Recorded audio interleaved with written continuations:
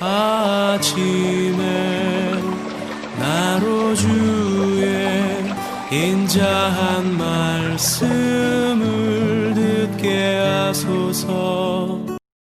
사랑하는 성도 여러분, 안녕하세요. 목요일입니다. 하나님의 은총이 여러분들의 삶의 자리 가운데 가득한 날 되기를 간절히 소망합니다. 제가 말씀한 곳 봅니다. 마태복음 2장 1절부터 8절까지의 말씀을 제가 봉독해 드립니다. 헤롯 왕 때에 예수께서 유대 베들레헴에서 나심에 동방으로부터 박사들이 예루살렘에 이르러 말하되 유대인의 왕으로 나신 이가 어디 계시냐? 우리가 동방에서 그의 별을 보고 그에게 경배하러 왔노라 하니 헤롯 왕과 온 예루살렘이 듣고 소동한지라. 왕이 모든 대제사장과 백성의 서기관들을 모아 그리스도가 어디서 나겠느냐 물으니 이르되 유대 베들레헴이오니 이는 선지자로 이렇게 기록된 바 또 유대 땅 베들레헴아 너는 유대 고을 중에서 가장 작지 아니하도다. 내게서 한 다스리는 자가 나와서 내 백성 이스라엘의 목자가 되리라 하였음이니이다. 이에 헤롯이 가만히 박사들을 불러 별이 나타난 때를 자세히 묻고 베들레헴으로 보내며 이르되 가서 아이에 대하여 자세히 알아보고 찾거든 내게 구하여 나도 가서 그에게 경배하게 하라. 아멘. 동방박사들이 유대인의 왕이 탄생했다는, 또 메시아가 탄생했다는 것을 알리는 별을 보고 그 별의 인도함을 받아서 예루살렘에 왔습니다. 헤롯 왕을 찾아옵니다. 유대인의 왕이 탄생한 그 별이 등장했는데 유대인의 왕이 태어난 곳이 어딥니까? 라고 물어요.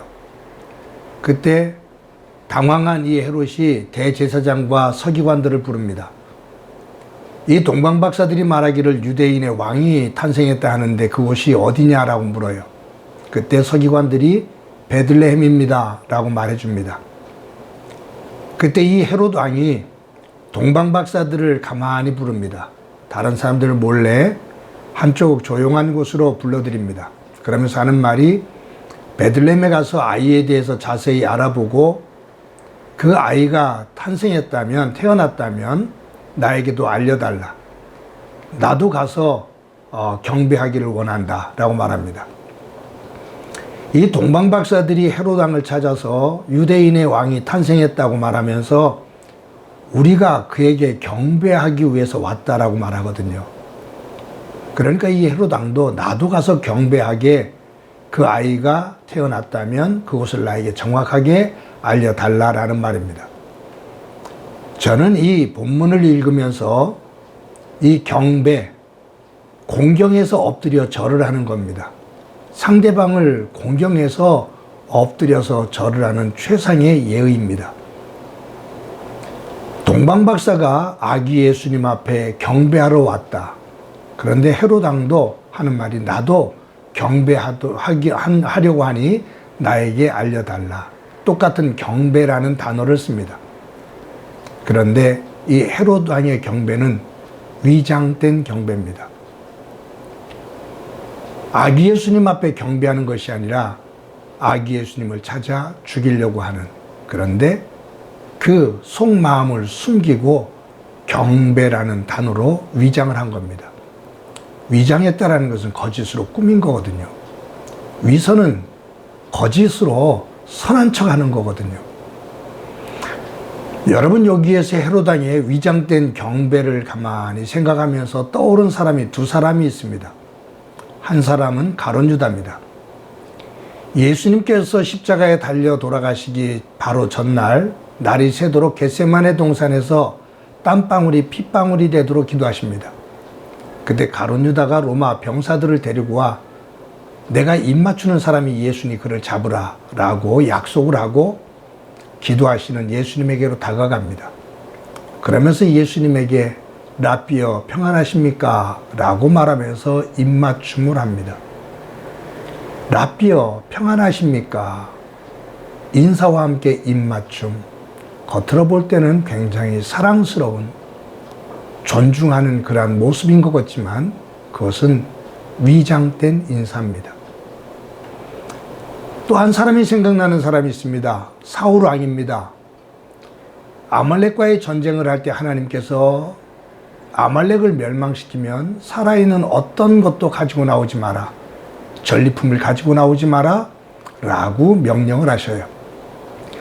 사울왕이 하나님의 은혜 가운데 아말렉을 물리칩니다. 그런데 그 전쟁이 끝나고 나오다 보니 살찐 소와 양들이 보입니다. 욕심이 납니다. 그래서 병사들에게 그것을 다 꿀이라고 말합니다. 그것을 다 걷어들입니다. 소와 양이 우는 소리를 듣고 사무엘이 깜짝 놀라 사울왕에게 이게 무슨 소리요? 라고 묻습니다. 그때 사울왕이 사무엘에게 이렇게 대답하죠. 하나님 앞에 제사 드리려고 가지고 나온 것들입니다. 라고 말합니다. 그때 사무엘이 하나님은 제사보다 순종을 원하십니다. 라고 말해요. 여기서 사울 왕이 하나님 앞에 제사 드리려고 가지고 나온 제물들입니다. 라고 말하는 이 제사는 위장된 제사입니다. 사랑하는 성도 여러분, 하나님께서 회개를 기뻐하시는 이유가 있습니다. 회개는 내 안에 숨겨져 있는 것, 보이지 않는 것, 추하고 더러운 것을 하나님 앞에서 위장하지 않고 위선하지 않고 그것을 그대로 드러내는 것이 회개입니다. 회개는 순결한 마음이 있을 때 가능합니다. 하나님께서 회개를 기뻐하시는 이유는 죄를 기뻐해서가 아니에요. 그 죄를 숨기지 않고 하나님 앞에 그대로 내어놓는 그 마음을 기뻐하시는 겁니다. 그러면서 하나님께서 그렇게 말씀하시죠. 사람들은 겉을 보고 판단할지 모르지만 나는 그 사람의 속을 보느니라. 사람들은 위장되고 위선되어진 겉모습을 보고 판단할지 모르지만 나는 감추어져 있는 그 마음, 그 속을 보느니라. 사랑하는 성도 여러분, 겉과 속, 이 두 가지가 다른 것이 있다면, 다르다면 그것은 위장이고 위선이 됩니다. 내 겉과 속이 하나님 안에서 하나가 되어지는 것, 그것은 회개를 통해서만이 가능합니다.